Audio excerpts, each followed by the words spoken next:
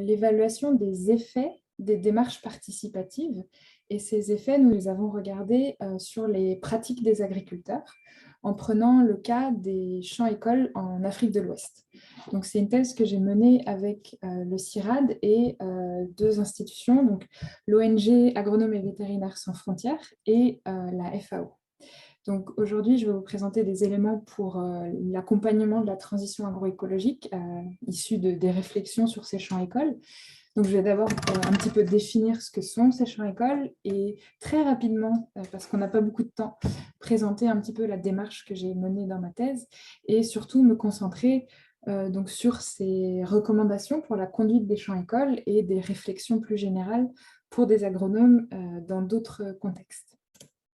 Donc, l'agroécologie questionne nos manières d'accompagner les agriculteurs et demande de les transformer, puisque l'agroécologie, donc, ce sont des principes de gestion durable des ressources et de mobilisation de processus écologiques, et ce ne sont pas uniquement un ensemble de techniques ou de pratiques.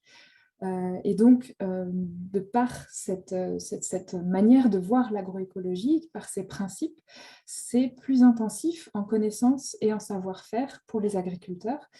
Ce sont aussi des connaissances qui demandent d'avoir de nouvelles références localement adaptées. Et tout ceci amène à gérer des systèmes plus complexes qu'il faut maîtriser à différentes échelles, qui vont de la parcelle, du troupeau, jusqu'à l'échelle du territoire. Et par ailleurs, on parle souvent de transition agroécologique. Donc, il y a cette idée que ce changement ne va pas se faire du jour au lendemain. C'est progressivement dans le temps qu'on fait évoluer ces pratiques, qu'on reconçoit un système de culture, par exemple. Et donc, c'est une autre vision du changement de pratique qui n'est pas simplement l'adoption d'un paquet technique, finalement. Et donc, tout ceci amène à constater que la conception, disons, un dépassé du conseil agricole, selon lequel il faut diffuser des techniques qui seraient mises au point par la recherche, diffusées par les conseillers et adoptées par des agriculteurs qui seraient en fait un peu des récepteurs passifs en bout de ligne. Tout ceci est un modèle qui est un peu dépassé. Il faut changer le mode de conseil agricole pour mieux coller avec ces réalités de principes agroécologiques et cette idée de transition. Et c'est là où les démarches participatives sont particulièrement intéressantes, et notamment dans le cas qui nous intéresse, les champs-écoles. Donc les champs-écoles, c'est quoi ? C'est un groupe d'agriculteurs et d'agricultrices d'une même localité, d'un même village, qui se réunissent et qui remettent un petit peu en question leurs pratiques avec l'accompagnement d'un facilitateur, d'un conseiller. Donc, ils se réunissent, ils regardent les pratiques dans cette zone et quelles sont les questions que ces agriculteurs jugent prioritaires, quel est le thème que l'on peut identifier pour une saison de culture. Et ensemble, ils vont mettre en place de petites parcelles de test sur une parcelle champ-école. Et tout au long de la saison de culture, ils vont réaliser les opérations culturales, mais aussi des observations, des animations de développement de ces cultures. Et à la fin, ils vont réaliser ensemble un bilan donc, de ces différents tests qui portent à la fois sur des indicateurs de performance agronomique et économique classiques, mais qui intègrent aussi des indicateurs propres aux agriculteurs, comme par exemple les pics de travail dans un calendrier, la pénibilité de certaines pratiques, les besoins en trésorerie à une époque donnée, voilà, des indicateurs propres aux agriculteurs. Et donc tout ceci dans le but d'amener des apprentissages, mais aussi et surtout un renforcement des compétences des agriculteurs pour l'adaptation et l'expérimentation de pratiques, et aussi un renforcement de l'action collective puisqu'on s'adresse à des groupes d'agriculteurs et d'agricultrices. Et dans ma thèse, je me suis intéressée aux effets de ces champs-écoles pour les anciens participants. Donc, quelques années après, qu'est-ce qui reste? Qu'est-ce que les agriculteurs ont changé? Et est-ce qu'ils ont encore ces compétences qu'on a cherché à renforcer dans les champs-écoles? Donc, pour continuer un peu sur cette idée, les champs-écoles sont particulièrement intéressants pour accompagner la transition agroécologique puisqu'ils se basent sur l'apprentissage expérientiel, c'est-à-dire apprendre en faisant. Donc c'est notamment ce qui illustre cette photo où on fait un repiquage, où des maraîchères font le repiquage de l'oignon en ligne pour tester si ça marche mieux. Il se base aussi beaucoup sur les dynamiques collectives, l'échange d'expériences entre différents agriculteurs. Et justement, il vise à valoriser ces connaissances, ces expériences des agriculteurs, au même titre, disons, que les connaissances du technicien ou des connaissances issues de la recherche. Donc, tout ceci dans le but de renforcer les compétences, et pas uniquement de transférer des techniques ou de démontrer des techniques, mais de renforcer les compétences des agriculteurs à adapter certains principes agroécologiques à leur contexte.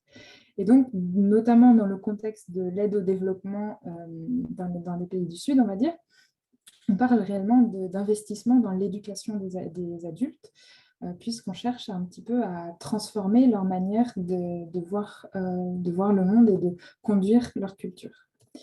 Par ailleurs, les champs-écoles sont aussi intéressants puisqu'ils ont une vision intégrée de la gestion intégrée de l'agroécosystème. Donc, on en analyse les différentes composantes et ils ont comme principe d'être localement adaptés donc aux contraintes locales rencontrées par les agriculteurs et centrés sur ces demandes des agriculteurs, ce que eux jugent aussi important de rechercher.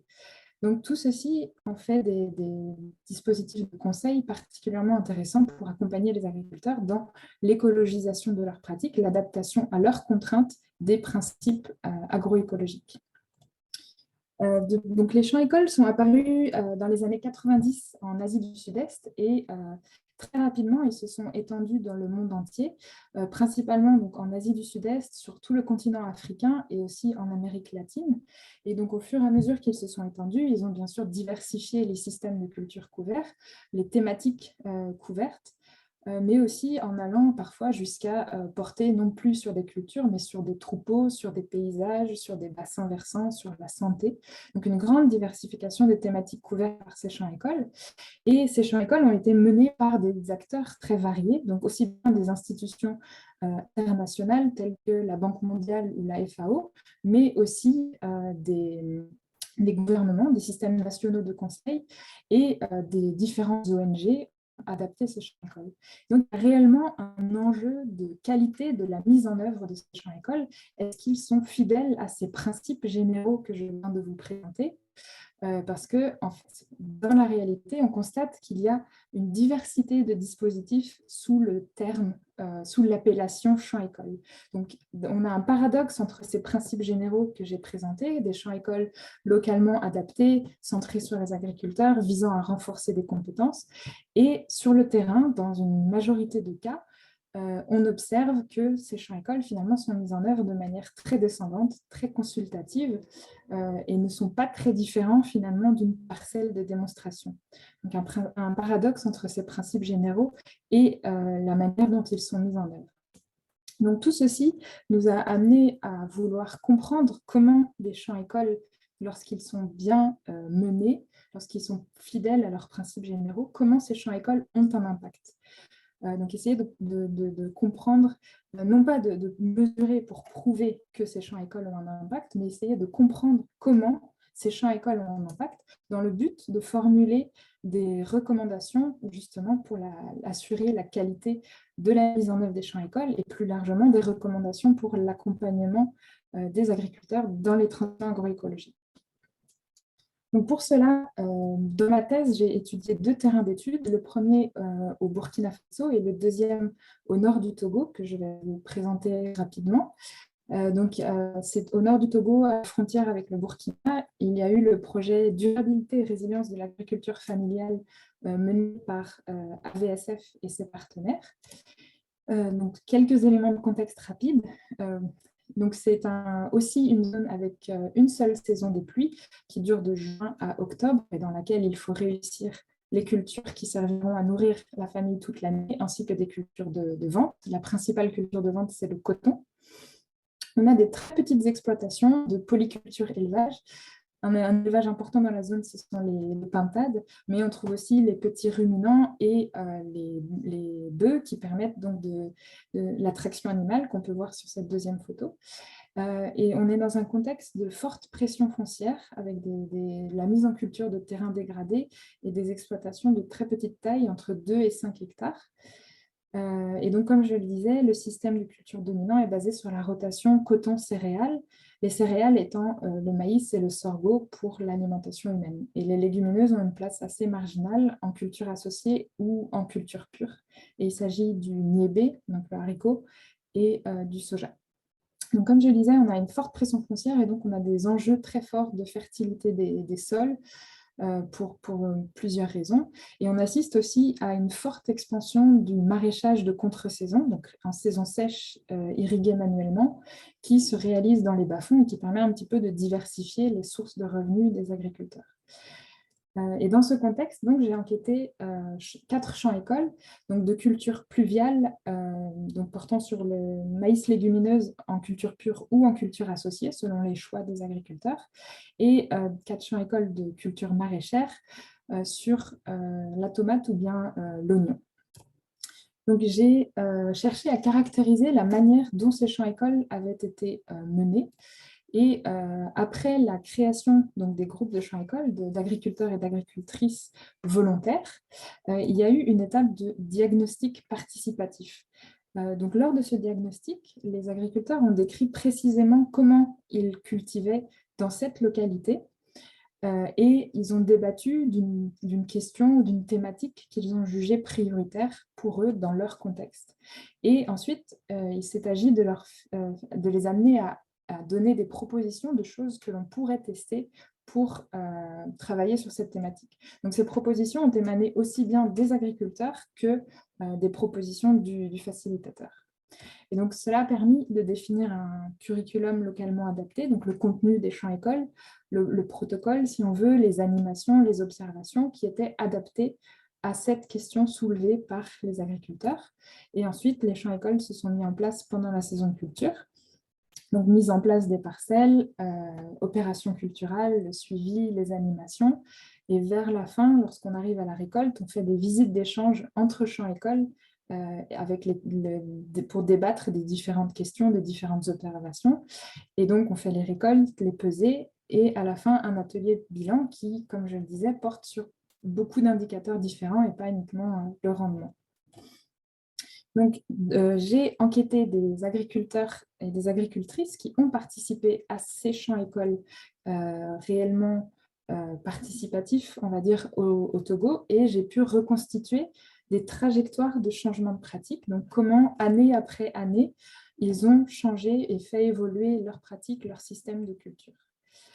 Donc, ce n'est pas l'objet aujourd'hui de présenter en détail ces résultats, donc j'ai un petit peu simplifié cela, mais juste pour vous montrer. Donc, sur cette première axe vertical, on a la part des légumineuses dans les systèmes de culture. Est-ce qu'il y a des légumineuses? Est-ce qu'elles sont en monoculture, en rotation? Ou est-ce qu'il y a des associations culturelles et avec quelle proportion? Et sur l'axe horizontal, on a distingué différents modes de fertilisation dans la zone. Donc, engrais minéraux seuls, des déjections animales ou bien des fumiers et des composts. Et voici un exemple de trajectoire. Donc, chaque point représente une pratique et les pratiques sont reliées entre elles jusqu'à former une trajectoire. Donc ici, on a quelques trajectoires d'agriculteurs et on peut observer que tout d'abord, ils font tous des changements, disons, horizontaux qui visent donc à faire plus de fumure organique dans les systèmes de culture, que ce soit sous forme de fumier ou de compost.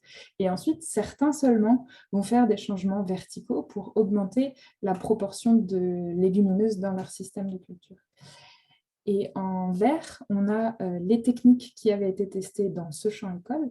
Et on observe donc qu'il y a certains agriculteurs qui atteignent ces techniques, qui les mettent en pratique, mais qu'il y en a aussi qui les dépassent, qui innovent par eux-mêmes et qui ont testé quelque chose chez eux, quitte à changer encore l'année suivante. Donc voilà, ça c'est les trajectoires.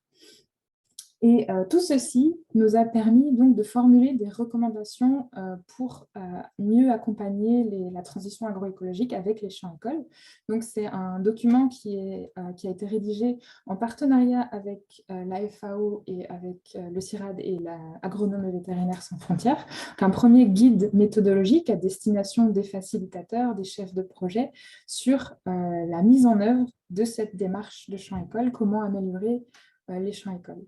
Et tout ceci a été partagé aussi lors d'un webinaire organisé par la FAO et qui a réuni près de 140 participants. Et ce que j'ai oublié de dire, c'est que ce guide aussi a été traduit en anglais et le webinaire était aussi en anglais, donc pour toucher des personnes de tout le continent africain, on va dire. Et par ailleurs, on a aussi écrit un autre document qui porte sur l'évaluation des dispositifs, comment évaluer par rapport à la transition agroécologique. Mais je ne vais pas trop m'attarder dessus aujourd'hui. Et on a écrit aussi une note politique, donc à destination des bailleurs et des décideurs, pour justement un petit peu amener ces éléments sur l'accompagnement de la transition agroécologique à des niveaux d'instances décisionnelles plus élevés. Donc maintenant, je vais vous présenter un peu plus en détail ces recommandations qui sont issues de mon travail de thèse. Donc, première recommandation qui peut paraître assez évidente, mais dans le contexte des projets de développement qui ne l'est pas toujours, c'est intervenir dans un contexte dont on a une très bonne connaissance locale, on va dire. Et pour cela, il existe différentes approches, mais certaines sont par exemple l'approche de diagnostic agraire du territoire, et on peut penser aussi à des démarches de cartographie participative avec des villageois et des villageoises donc de leur territoire et de l'organisation du système agraire pour eux. Deuxième recommandation, c'est de partager tous la même définition des champs-écoles, puisque, je l'ai dit au démarrage, les champs-écoles sont compris de manière différente par différents acteurs. Pour certains, c'est une parcelle de démonstration et pour d'autres, c'est réellement un espace de co-innovation pour des agriculteurs. Donc, avoir les mêmes objectifs et notamment se demander d'où vient l'innovation. Est-ce que l'innovation vient de la recherche, vient du technicien, ou est-ce qu'on attend quand même quelque chose de nouveau des agriculteurs? Donc, on ne définit pas entièrement à l'avance le contenu de ces champs-écoles. Et ensuite aussi être bien sûr d'accord sur la manière dont ces champs-écoles vont se dérouler. J'ai remis un petit peu mon schéma de déroulement de ces champs-écoles au Togo. Troisième recommandation, c'est de réussir l'étape d'identification de la question à traiter dans le champ-école. Et donc, c'est là toute l'importance de cette étape de diagnostic participatif que j'ai mentionné tout à l'heure. Donc, lors de ce diagnostic, on établit en détail comment dans cette localité les agriculteurs cultivent avec toute la diversité que l'on peut retrouver selon les situations, selon les contraintes, et débattre d'une question prioritaire qui intéresse l'ensemble du groupe. Et en prenant en compte aussi le potentiel de la parcelle retenue pour le champ-école, essayer d'arriver à des options techniques à tester. Comment faire pour traiter cette question? Qu'est-ce que l'on pourrait tester, sachant que dans la parcelle du champ-école, c'est sans risque pour l'agriculteur, donc on peut être un petit peu plus audacieux. Quatrième recommandation, c'est très lié à toutes ces étapes précédentes, c'est changer de posture, on en a déjà un peu parlé, pour les conseillers, les facilitateurs, les agents du projet. Et donc ici, il s'agit vraiment d'aider les agriculteurs à explorer les options techniques et ne pas forcément apporter la solution tout de suite. L'innovation, elle est propre aux agriculteurs, même si c'est quelque chose qui est déjà connu par ailleurs. Il s'agit de les amener à se questionner, à débattre, à partager des expériences jusqu'à trouver des options techniques que l'on peut tester dans ce champ école et ensuite les accompagner tout au long du cycle de culture pour les observations, pour les conclusions, selon leurs contraintes, leurs indicateurs. Cinquième recommandation aussi, c'est d'encourager l'action collective, puisque, par exemple, dans les champs-écoles de maraîchage au Togo, on a constaté que des initiatives collectives se sont mises en place spontanément pour faire des économies d'échelle dans la préparation de biopesticides ou dans la préparation de compost au bas-fond, prêts à être utilisés, et qui ont permis à un plus grand nombre de mettre en œuvre certaines pratiques agroécologiques. Donc aussi, encourager l'action collective, c'était une recommandation.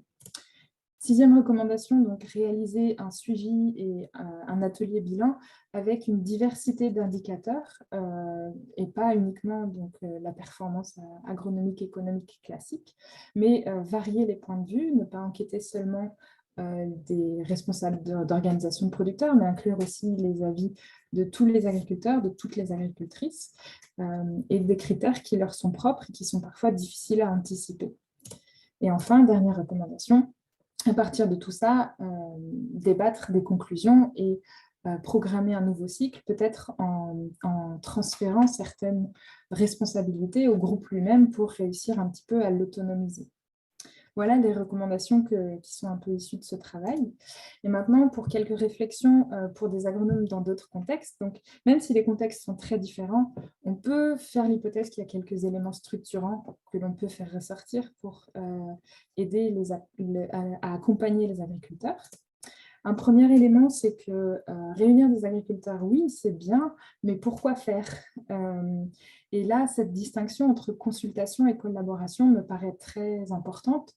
Et ce glissement, finalement, d'une intention de participatif vers un conseil qui redevient top-down, qui redevient descendant, notamment lorsqu'on cherche à changer d'échelle pour des projets de développement, est vraiment présent.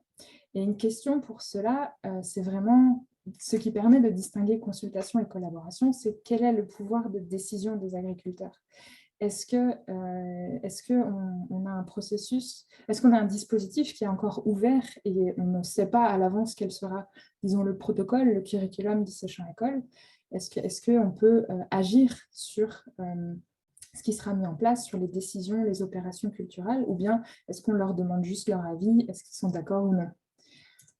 Et donc, très lié à cela, j'ai déjà un petit peu touché, c'est la posture du conseiller, donc remettre les agriculteurs au centre. Et là, la question qu'on peut se poser, c'est est-ce qu'on attend quelque chose de nouveau des agriculteurs?